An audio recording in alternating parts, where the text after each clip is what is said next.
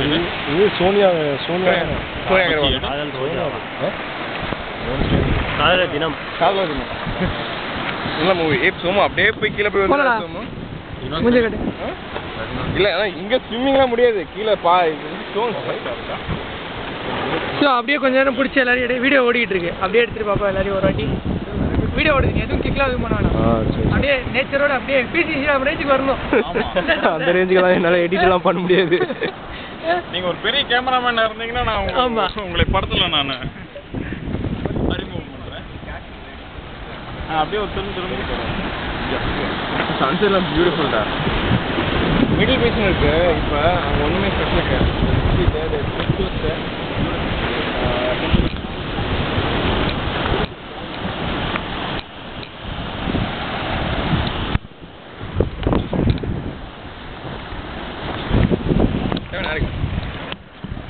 Video ஓடிட்டு இருக்கு. அப்படியா?